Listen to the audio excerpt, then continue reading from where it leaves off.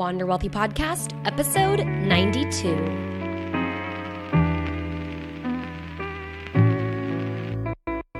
What is up, my friends? Welcome back to the Wander Wealthy Podcast. If you're new here, my name is Tess Wicks. I'm the host, and today you're getting all of me. We're doing a solo show where I share something that's been on my mind lately, and hopefully you get to learn something from it. It's just a little time for us to girl chat and talk about a financial topic. So as you can tell from the title of this episode, we're going to be talking about my personal journey in investing, and specifically, I'm going to share my investing strategy with you. Not that I think this is the investment strategy you should be using, but because of actually two things. First of all, a couple of weeks ago, I would say, I was on the phone with a girlfriend of mine. She's a fellow entrepreneur, and we were talking about, as all girlfriends do, our retirement plans.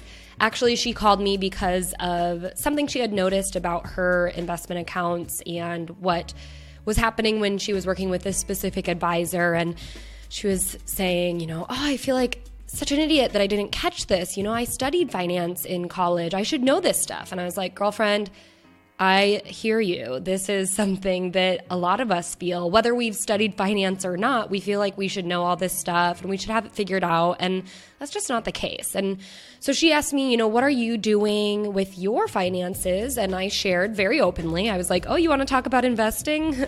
It's my favorite subject. So I shared with her everything, and we went back and forth talking about different financial strategies and stuff. And at the end, she was like, we should do this more often. Like, we should get a bunch of girlfriends together kind of in the same space, the same area of their lives, and we should talk about what we're doing just to share ideas and tips and tricks and new things that some people are toying with and testing out, and we should just talk about it. And I was like, yeah, that's the point of my podcast. But in reality, I love having this platform to bring on more people to talk about their finances. And that's why I added the money round, and where I ask very specifically, what are you spending on? What are you saving for? How do you make money? Tell us everything. Tell us the details if you are willing to. And I do that not because I think you guys need to take these strategies and implement them yourselves, because we all have very different, very specific financial situations that we're in. So it's not going to be applicable all the time. But I want to give you just an idea of what other people are doing to know that not everyone has it figured out. And we're all just giving it a try and figuring it out ourselves and applying what we think is going to work to our own personal financial lives and going from there. So that's why I wanted to share this specifically, because I want to encourage you to feel a little bit more comfortable. If you do have girlfriends who are in a similar space as you, or just like similar age in your life, I think it's going to be powerful if we can start having the financial conversations. Just asking, not like specific dollar amounts, especially if that makes you uncomfortable. I know that can be like very taboo to be like, oh, how much are you making? But at least be like, hey, are you taking advantage of your employer's match? Because I know you have student loans and I have student loans, and I'm just wondering, like, I can't decide if I should invest at least up to the match and then pay off student loans, or if I should just full on pay off my student loans and wait to invest until I'm done with those. These are the types of things that there's no right or wrong answer, but just having an understanding of what other people are doing and what, there might be things that you didn't even realize was available to you. That is what we need to talk about. Those are the things. Talk about the percentages, talk about the strategy. You don't have to share the numbers. I encourage you, especially if you have a friend who is in the same career as you, is on the same path as you, to share those numbers, because it is power. That knowledge of knowing what those numbers are is powerful for us, especially when it comes to negotiating, especially as women. We deserve the right to know. But I do know that it's quite taboo. So if you're not going to go there, that's okay. Now, that's the first reason I wanted to talk about my investing strategy. The second one is because if you are not informed, I have finally completed the Invested program. This is a program I've been working on for quite some time, and it is officially complete and getting ready to launch. I'm actually going to be launching it 1 week from now. And the way you find out about the launch is by getting either on the wait list for the Invested program by going to wanderwealthy.com/invested, scrolling all the way to the bottom and signing up. Or you can sign up for my free investing bootcamp and kind of get an introductory lesson of what the Invested program is going to be all about, plus start the ball rolling down the hill of gaining this knowledge around investing. Now, the Invested program, and I'll tell you how to get in the bootcamp in a second, but the program, the paid program, is really for people who are either ready to start investing. You're like, this year is my year, I'm going to do it, but you want to understand when, why, and how you're going to go about doing that. And you just want a strategy that makes sense, that you can have confidence in, that you really get. You get it for once. Like, I do my best to explain investing in a way that makes sense, because for the longest time, it didn't make sense for me. So whether you're just starting out in investing or you've been investing for a while, maybe you have a 401k and you've been putting money away there or some other retirement plan, but you're not really sure you know exactly what you're doing. That's how a lot of us started out, and that's how I started out, so it's okay. The program is going to be a great resource for you to learn a better strategy and put that into place if you're really looking for something that you can, rest your haunches on. Is that what they say? I don't really know. I like to use these phrases and then usually fail at it. But know that you can have confidence in that strategy. And then also, you might be interested in the program if you're not quite ready to start investing, but you want to learn about it and you want to be able to contribute to the conversations about it. And you want to know that when you are ready to start investing, let's say you do pay off all that credit card debt and you have your emergency savings fund funded, and now, let's say 6 months from now or a year from now, you're like, I'm ready and I took the program, so I know exactly what I need to do. I know the reasoning behind investing. I know why I want to be investing, and I know how to do it. So those are basically, the Invested program is for everyone. And if you get in the boot camp, you get that basic knowledge, the underlying reason for why you might be interested in the program, which is to learn about specifically passive index investing, not actively trading stocks. We don't do that. And you'll learn about why in the boot camp, which is the free 10-day email course.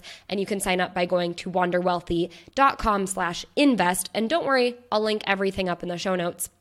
But you can go there, get in the boot camp, and over the course of 10 days, you'll get 8 emails that will deliver you information, knowledge, and part of the strategy that I teach in the Invested program, so you can get a really good head start. Like I said, I'm going to be launching the program next week, starting on Thursday, February 7th, and there's going to be a pretty sick launch weekend discount. So be on the lookout for that. Either get on the wait list or get in the boot camp so you can find out more. Again, I'll link everything in the show notes as well as in the description box of your podcast player so you know exactly where to go and what to do. All right, with all of that said, and I know that was the super long introduction, but it also had some really key points and even pieces of advice, so I hope that's okay. I want to get into sharing my personal investment journey with you. I thought about it and I was thinking, I'll just share, my strategy and what I'm doing now, because I want to be an open book and share exactly, the things that I am taking advantage of and I'm using in my investing life. But since I'm self-employed, things are really different for me now than they were when I was employed and I had retirement benefits through my employer.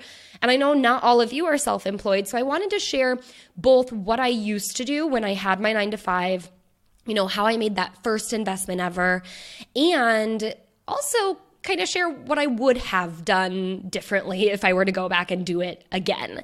And then I'll share what I'm doing now and why or why not it's really the best strategy for me, which I know there are flaws in my system. And this is the thing. There's no reason to avoid investing and delay it. If you're really ready to start, there's no reason to delay it because you're not sure it's the right thing to do. Because you know what? Most of us don't know exactly what the right answer is. And a lot of things are going to change throughout our lives anyway. If you have a timeline, if you're sitting here and you're between the ages of 20 and 40 years old, you have the time to course correct. So just get started. I mean, there's no guarantees in investing. Of course, it ebbs and flows, but you have a really long time to figure out the right way to invest. And of course, if you get in the program, you'll be able to figure that out pretty quickly. But I just wanted to say that because a lot of us, even the experts, we're just doing the best that we are able to do with the resources we're provided. And that's all you can do until things change and you need to course correct. So I'm going to start at the very beginning, and I do want to give a little backstory because my investment strategy and what I did was really specific to where I was in my financial journey. Now, I was very fortunate and super privileged to be able to graduate college without any student loan debt. From the generosity of my parents helping fund my college, I also was able to get scholarships. And by the way, if you're sitting here and you're a junior or you're a senior in college and you're going, I'm broke, I'm going to graduate with a ton of debt, and you haven't applied for scholarships, you still have time. Go get those. There are scholarships specific for juniors and seniors, of course, sophomores and freshmen as well. And if you know, and I'm telling you, there are opportunities out there for you if you can sit down and spend 60 to 90 minutes, maybe even 3 hours to apply for a scholarship, do the essay, fill out the application, and then you win a handful of those, or even just one, that's $1,000 or $3,000, or of course, a much larger amount for just 3 hours of work. And that is the best paying job that you can find when you are in college, even for a lot of people out of college. If I could apply for scholarships now, I would do it. So I'm just telling you, my junior and senior year of college was the time where I had the most money coming in from scholarships, and I was able to find paid internships, and that was the best financial decision I made in a lot of ways. And I was very lucky and privileged to be able to have my parents also contribute to my college education because they had been saving for many years, probably before I was even born. But I figured out a way to also get those scholarships and get those paid internships.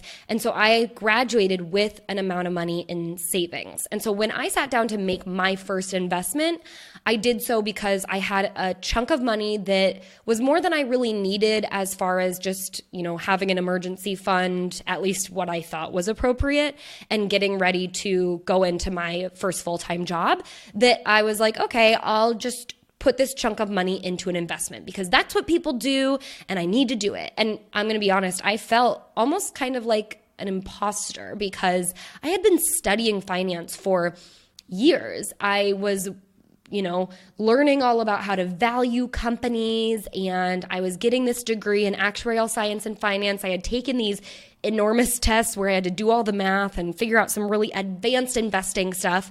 And I was still so confused about how any of this applied to my personal lives. And so going back to that conversation I was having with my girlfriend, she was like, I studied finance. And I'm like, yeah, but it's so hard to actually apply that to our personal lives. We have no idea until we actually get started.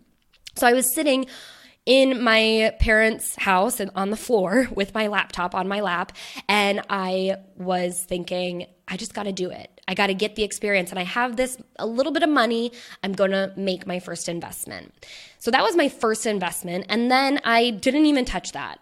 Like, I had this account with Schwab that my brother had, talked to me about and helped me figure out which one to open and how to set it up.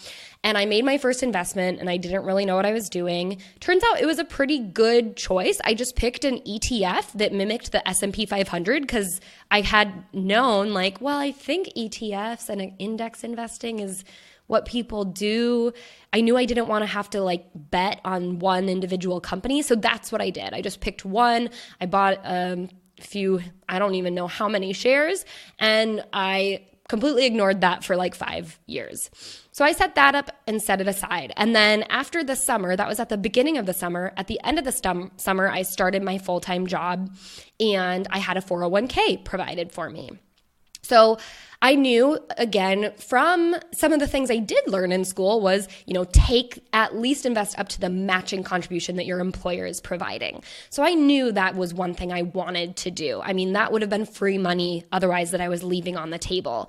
So if I invested, and these aren't hard and fast numbers because I don't remember, but I know my match was 6%. So if I invested 6% of my semi-monthly salary, then I could also get my employer to invest the same amount of money, dollar for dollar, every time I got paid. So let's say 6% was, I don't know, $200 of my salary, my semi-monthly. So I put $200 in every time I got paid. My employer would also put $200 in.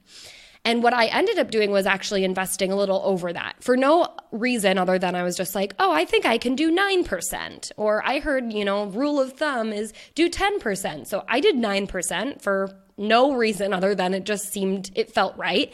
And I was very lucky to have had friends. I mean, I was working in actuarial field, and actuaries tend to be pretty nerdy. We like to talk about numbers. We like to talk about finance. So my colleagues, who were also my friends, we were, messaging each other on the work messaging system, talking about, oh, are you going to do 6%? Oh, I think I'm going to do 9%. And we knew we were probably making the same amount of money, and knew each other's situation. So we were very open about this, and we were talking like, okay, I'm going to do 9% too. That's basically what we did. We knew we wanted to hit the match, and we knew we wanted to go a little over. So one girl that I had actually graduated college with, and we both started at the same company at the same time, we kind of just discussed this together. And I feel very fortunate now looking back and being able to discuss with her, are you going to do a retirement date fund or are you going to build your own? And I think we both decided to build our own, but we both knew we didn't really know what we were doing, but we were trying, and that was the point. So I had this 401k and I was investing in it, and I thought I knew what I was doing. And again, in hindsight, I did a pretty good job. It was hard to mess up investing in my 401k. I knew generally where I wanted my asset allocation to be as far as like what percentage should go into equities, which is stocks, and what percentage should go into bonds, aka fixed income. So I knew that, but as far as breaking it down even further, I didn't really know. I just kind of guessed. Luckily, my 401k provider, my company, they offered index funds. So for the most part, I was doing okay. Now, outside of that, and this is where I kind of got off track, I had not touched that Schwab portfolio that I set up at the beginning of the summer, but my brother had introduced me to robo-advisors. And he told me about the concept and the general idea that they just take your money and invest it for you at your appropriate asset allocation for how long until you want to be able to access this money. It was basically goals-based investing. So if I had a long-term goal, they would have one account set up that was invested appropriately for that timeline. And then if I had a shorter-term goal, like if I wanted to buy a house in 7 years, I could invest in there and it would be appropriately set up for that. So robo-advisors were super new, but I knew that they did, again, index investing, where they invested in funds that mimicked the index, and it was a very, what we called it in school, prudent investing strategy. And my brother was telling me like, oh, the fees are low and blah, blah, blah. And I had no idea what he was talking about, except that I knew, oh, I don't want to pay that much, so that sounds good. And so I opened my Betterment account and I started investing in a Build Wealth account. That was one of my goals I set up, which was, again, one of those long-term goals. And I was just like, well, I'm going to invest for, building wealth and becoming rich in 30, 40 years when I retire.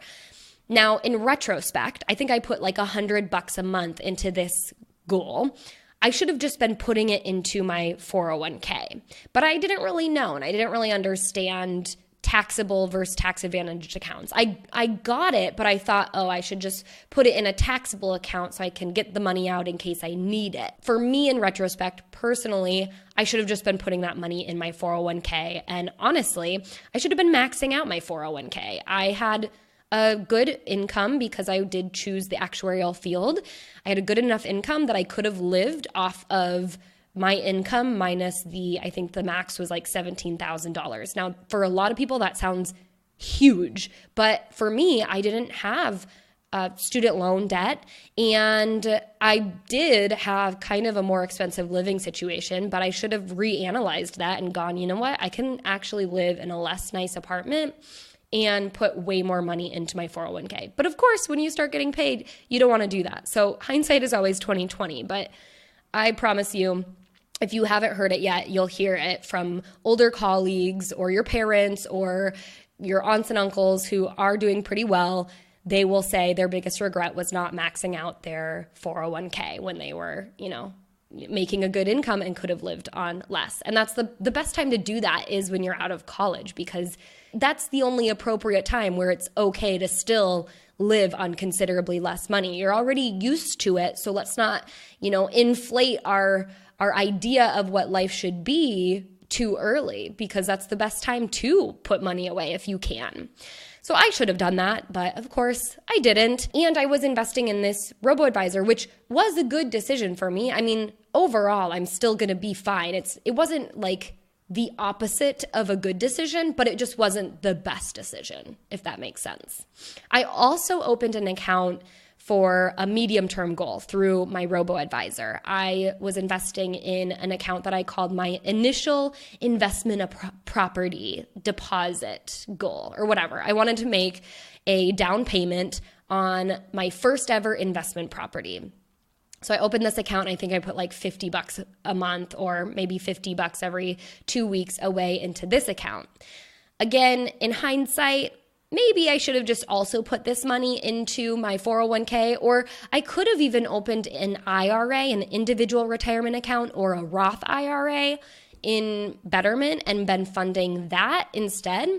But I didn't really know what I was doing. And again, this isn't the worst thing I could have done with this money. I was still putting money away, but I probably could have just completely taken advantage of the tax advantages that you get with your retirement plans. And if you're confused about tax advantages, I will link up my 401k, which applies to if you have a 403b, a TSP, or a 457 plan.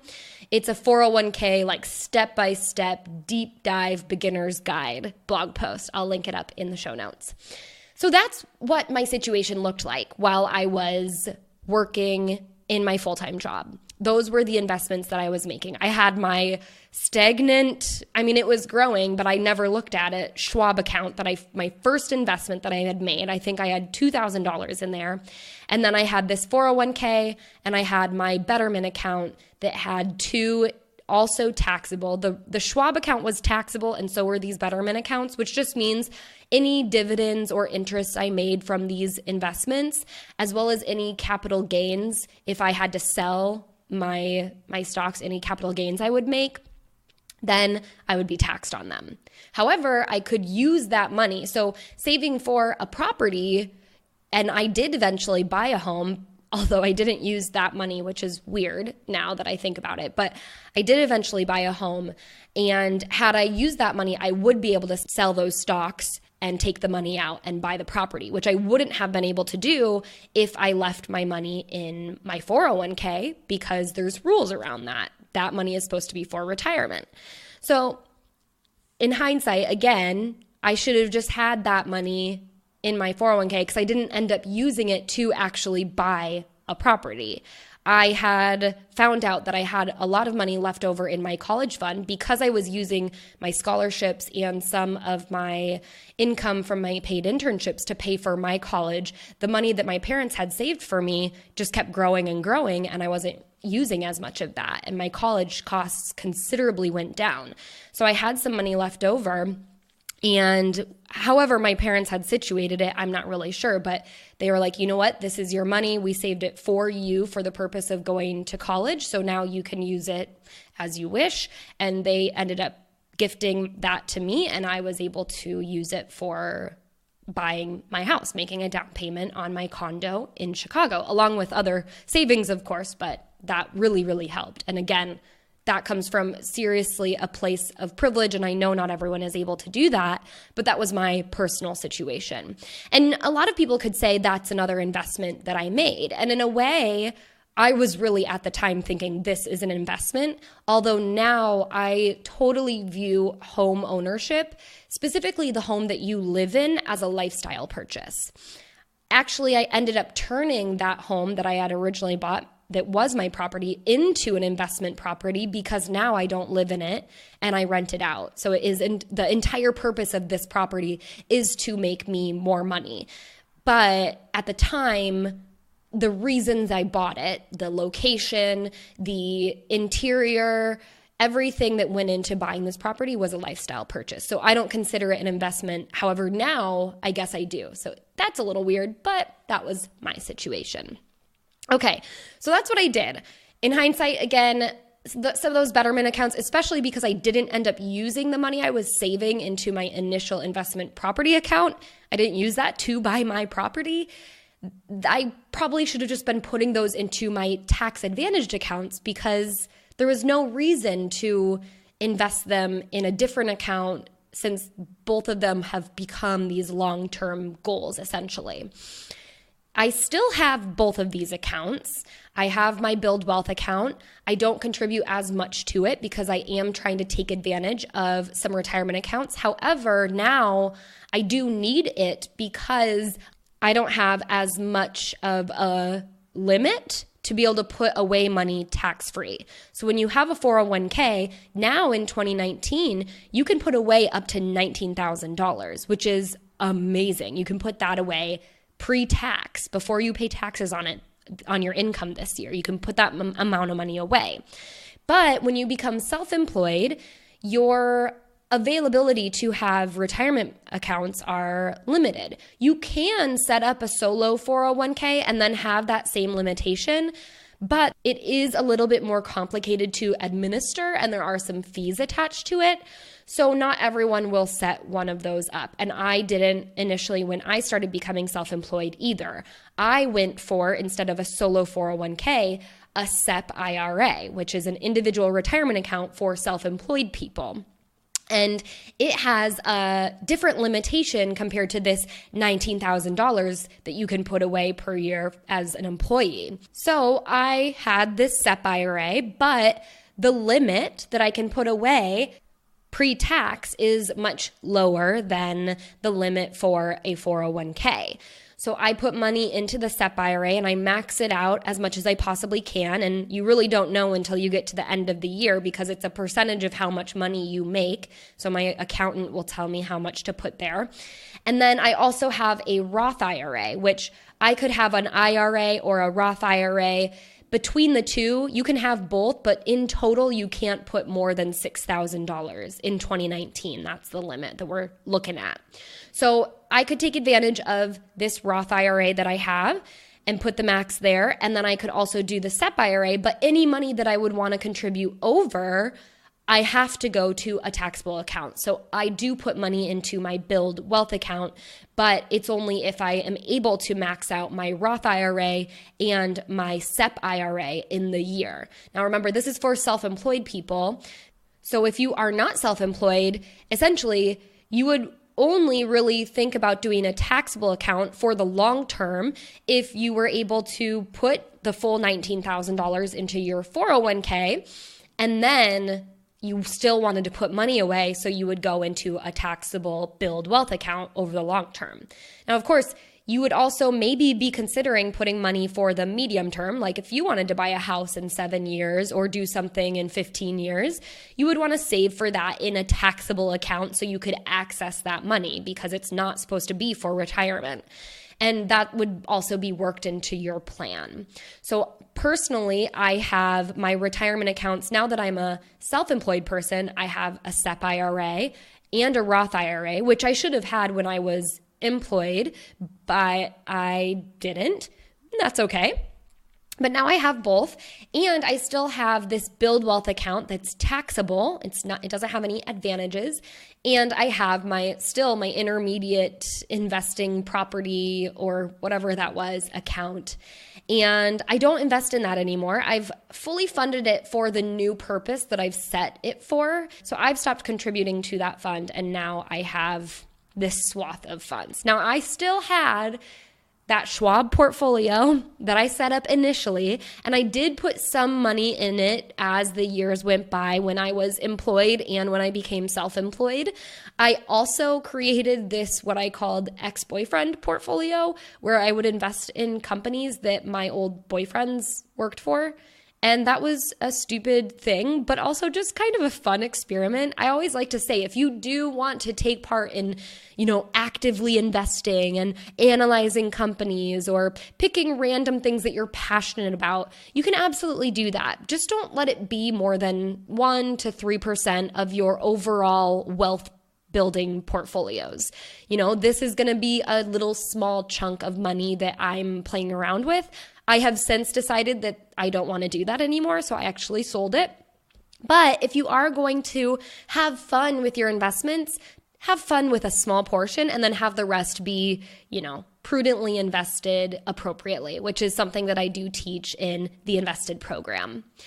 So my Schwab portfolio has still been around. It's still kind of doing its thing, and I haven't contributed any money to it, although I did sell some investments, and now I'm using it to build out the portfolio that I do in my live investing module of the Invested program. I have a complete bonus module where every 2 weeks I go and I invest money, and I do it in this Schwab portfolio. I use some of the funds that I had freed up from selling these stupid investments that I had made for my ex-boyfriend portfolio.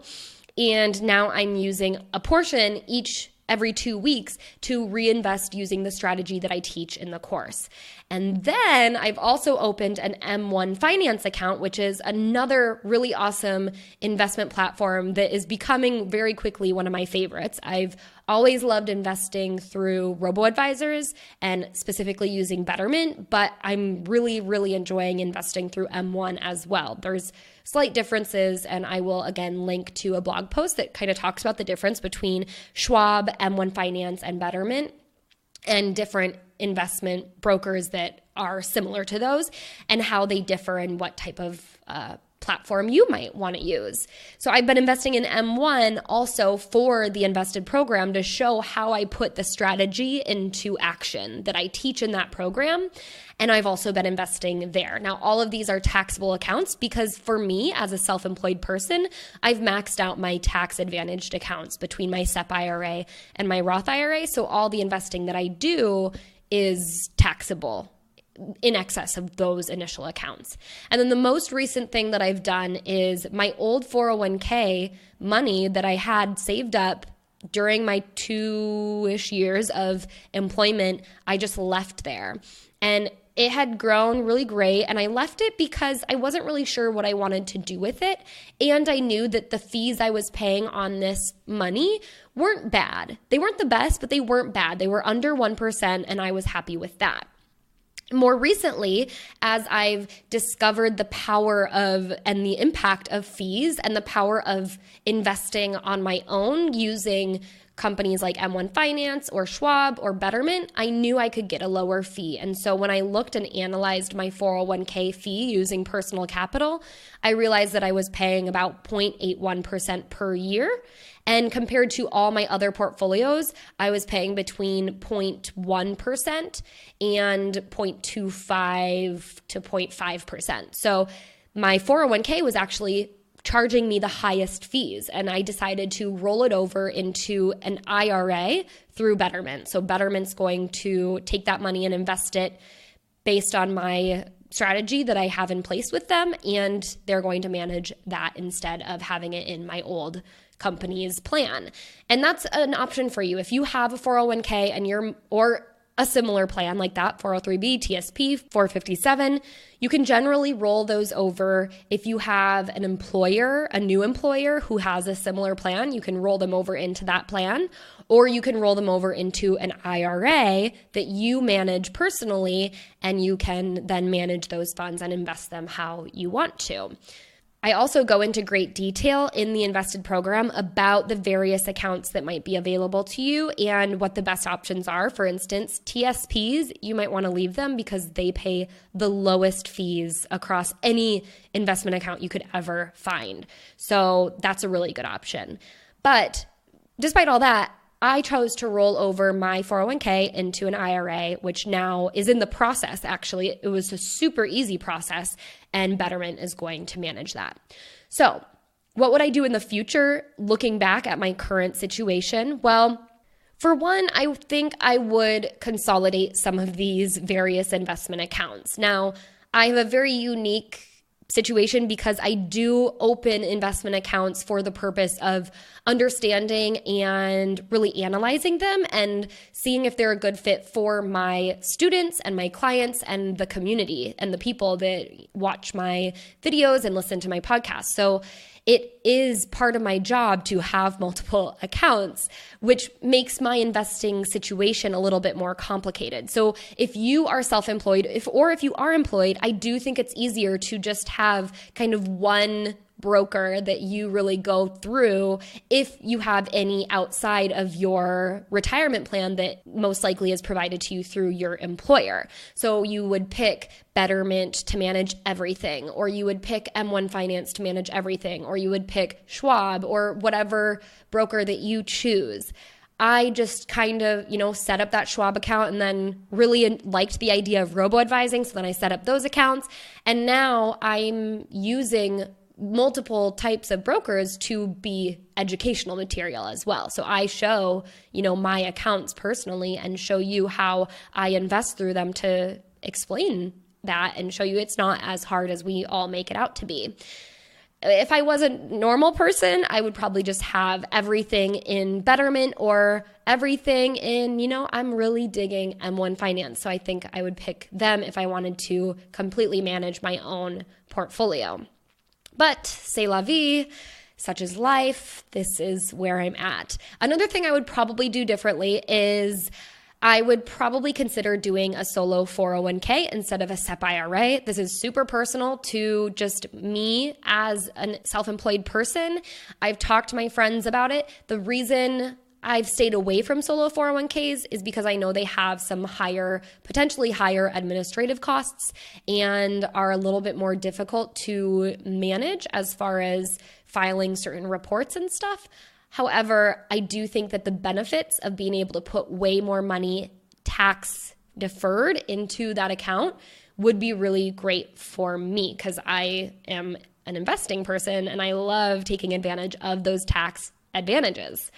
So that's another thing that I'm actually currently considering. So that is pretty much my situation. I just wanted to share, and I would love to know, I hope this is helpful. If it was helpful, let me know. If you have more questions about my story and my strategy, please reach out.